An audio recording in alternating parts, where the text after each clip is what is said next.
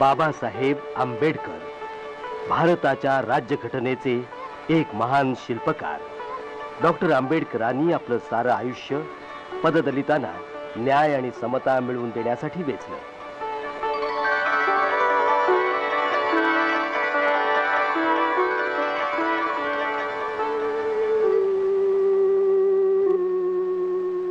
भीमराव आंबेडकरांचा जन्म 14 एप्रिल 1891 मध्ये एका साधारण कुटुंबात झाला.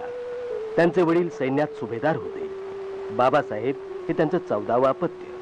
बालपणापासूनच त्यांना जातीभेदाचे चटके सहन करावे लागले. आपलं प्रारंभीचं शालेय शिक्षण भीमरावांनी दापोलीमध्ये आणि साताऱ्यात घेतलं. त्याच काळात त्यांना सर्वत्र त्यांची जात आडवी येत होती, पण त्यांच्या शिक्षणाच्या तळमळीमुळे न डगमगता ते पुढे शिकतच राहिले.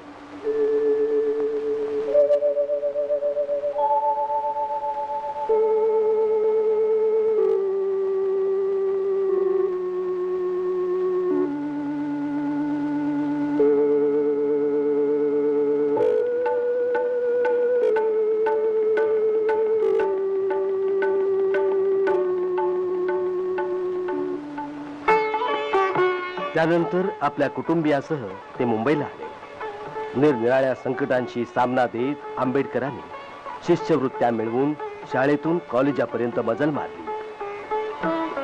आपल्या अभ्यासातील आणि वर्तणुकीतील चोखपणाने आंबेडकरांनी त्यावेळच्या एल्फिन्स्टन कॉलेजच्या प्रिन्सिपॉलाकडून शाबासकी मिळवली आणि नंतर तिथूनच ते 1912 मध्ये पदवी परीक्षा उत्तीर्ण झाले. बडोद्याच्या सयाजीराव गायकवाडांनी त्यांना शिष्यवृत्ती वाढवून दिली.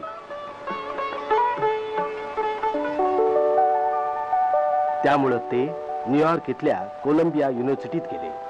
तिथे त्यांनी अर्थशास्त्रातली MA ची पदवी मिळवली आणि नंतर डॉक्टरेटचीही पदवी मिळवली.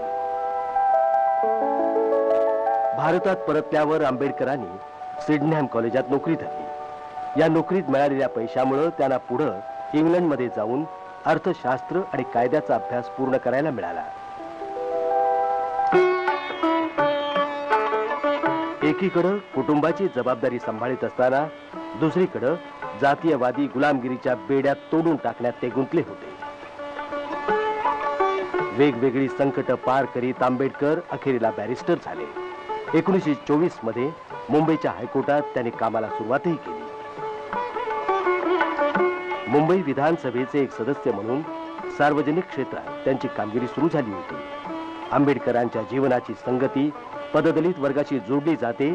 ते केवळ हा पददलित वर्ग उपासपोटी होता म्हणून नव्हे, तर तो एक अपमानितच जीवन जगत होता म्हणून.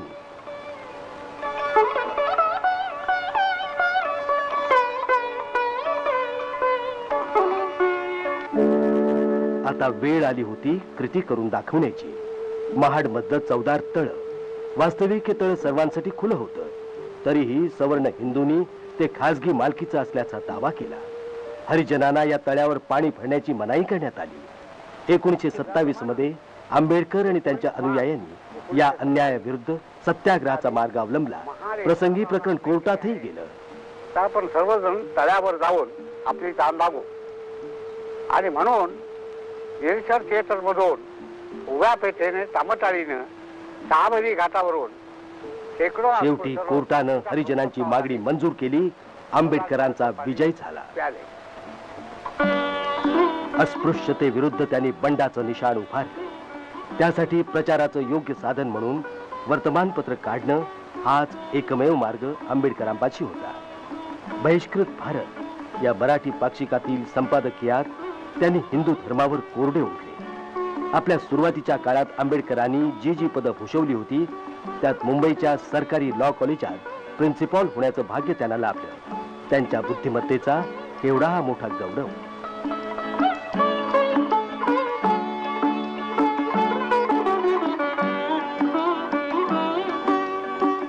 त्याच काळात महिलाद्वारासाठी त्यांनी अनेक चळवळीत भाग घेतला. ब्राह्मण पुरोहितांनी वैदिक पद्धतीने लावलेलं हरिजन दाम्पत्याचं लग्न हे दलित वर्गाला समानतेने वागवल्याचे एक सुचिन्हच होतं.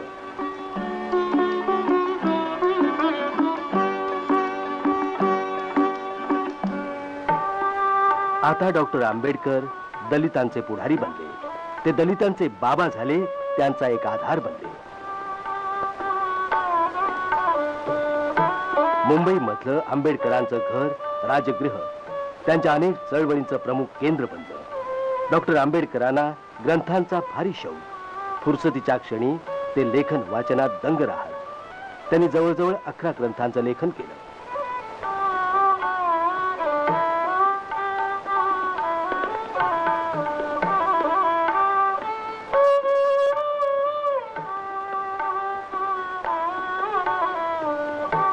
त्यांच्या कार्याचा व्याप वाढत होता.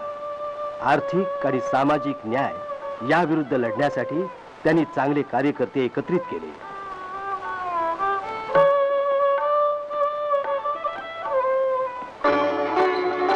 देवाच्या दारी सर्व जाती एक आहेत हे सिद्ध करण्यासाठी बाबासाहेबांनी मंदिर प्रवेश आंदोलन केलं.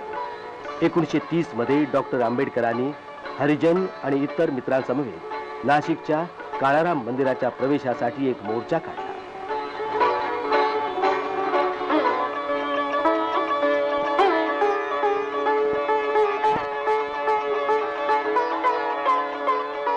सामाजिक समतेच्या प्रबोधनासाठी त्यांनी याच वर्षात जनता लोकसाप्ताहिक काढलं.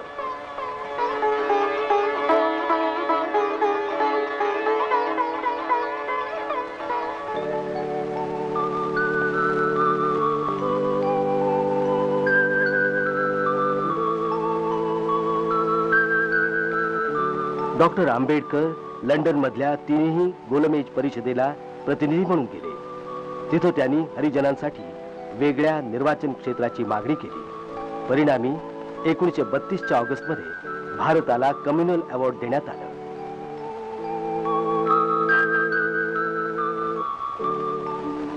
गांधीजींनी आंबेडकरांना विरोध केला. हरिजनांच्या वेगळ्या निर्वाचनाविरुद्ध गांधीजींनी आमरण उपोषण आरंभलं. अखेरीला पुणे करारान्वये हरिजनांना प्रत्येक निर्वाचन क्षेत्रात थोड्या आरक्षित जागा मिळाल्या.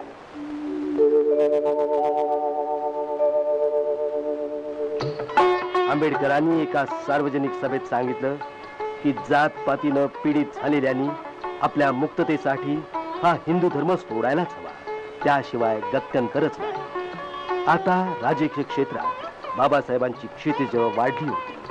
व्हॉइसरॉयच्या कार्यकारिणीचे ते एक सदस्य बनले आणि मग त्या संधीचा फायदा घेऊन त्यांनी दलित वर्गाच्या कल्याणासाठी अनेक मार्ग शोधून काढले.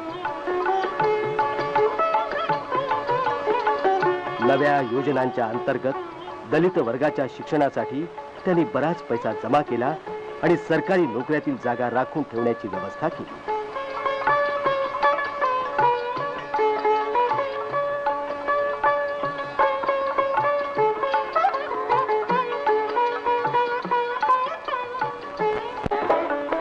एकोणीसशे 45 बाबासाहेब आंबेडकरांनी पीपल्स एज्युकेशन सोसायटीची स्थापना करून तिच्या योगे अनुसूचित जातीतल्या विद्यार्थ्यांसाठी निरनिराळ्या शिक्षण संस्था उभारल्या.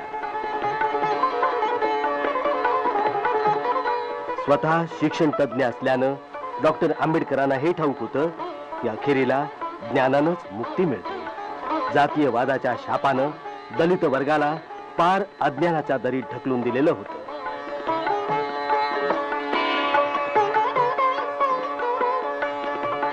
याच उद्देशानं पुढील पिढीला सहाय्य व्हावं म्हणून बाबासाहेबांनी आपलं ग्रंथालय सिद्धार्थ कॉलेजला देऊन टाकलं.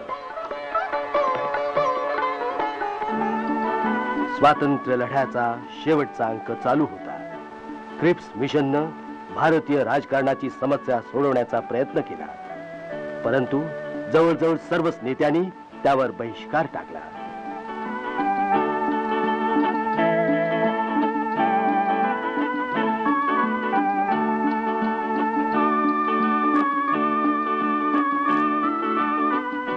डॉक्टर आंबेडकरांनी देखील दलित वर्गातर्फे त्या योजनेला ठोकरून लावलं. महात्मा गांधींनी क्रिप्स प्रस्तावाला पोस्ट डेटेड चेक म्हणजे पुढील तारखेचा चेक असंच म्हटलं. 1946 मध्ये ब्रिटिश कॅबिनेट मिशन सत्ता बदल योजनेवर विचार विमर्श करण्यासाठी आलं. हंगामी सरकार आणि एक संविधान सभा तयार करून तिच्या योगे स्वतंत्र भारतासाठी घटना बनवावी अशी योजना होती. डॉक्टर आंबेडकरांना बंगालमधून संविधान सभेसाठी निवडण्यात आले. 1947च्या ऑगस्टमध्ये संविधान सभेनं एक ड्राफ्टिंग कमिटी घटनेच्या निर्मितीसाठी बनवली आणि तीमध्ये भारताचे केंद्रीय कायदे मंत्री डॉक्टर आंबेडकरांना अध्यक्षपदी विराजमान केलं.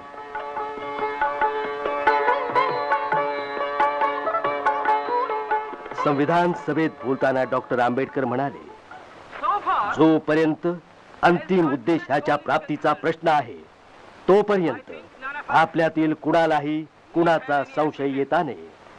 तरी देखील मला वाटणारी एक शंका मी बोलूनच दाखवतो. आपण सर्व कुठल्याही प्रकारे सहकार्यपूर्वक आपल्यातील विविधतांना एकतेच्या मार्गावर घेऊन जाऊ. आमच्या लक्ष्याविषयी कसलीच शंका नाही, पण त्या मार्गाने पावलं टाकणंच कठीण आहे. म्हणून आम्हाला एका शक्तिशाली केंद्रीय सरकारची आवश्यकता आहे. That we have today take a decision in common and march in a cooperative way on that road which is bound to lead us to unity. Our difficulty is not with regard to the ultimate. Our difficulty is with regard to the beginning. Mr. Chairman, therefore, I like a strong, united center.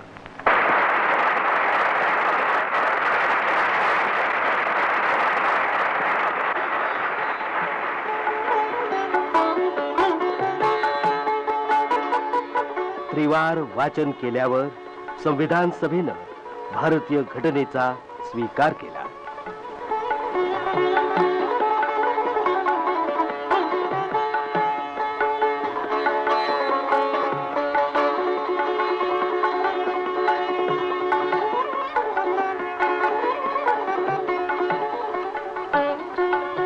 स्वातंत्र्यानंतर आपल्या देशानं सर्व जनतेसाठी आणि विशेष करून दलित वर्गासाठी सामाजिक आणि आर्थिक समानता अंमलात आणण्याचा प्रयत्न केला.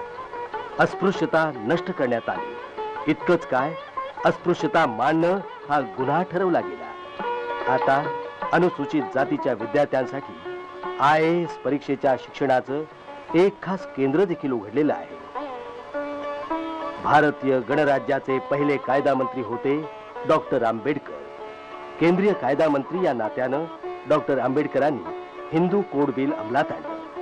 त्यामुळं देशभरच्या कायद्यात समानता येऊन समाज आणि धर्मपालनात सुधारणा होऊ शकेल असं त्यांना वाटलं होतं. आपल्या या उद्देशात साफल्य न मिळाल्यानं त्यांनी 27 सप्टेंबर 1951 मध्ये आपल्या मंत्रिपदाचा राजीनामा दिला.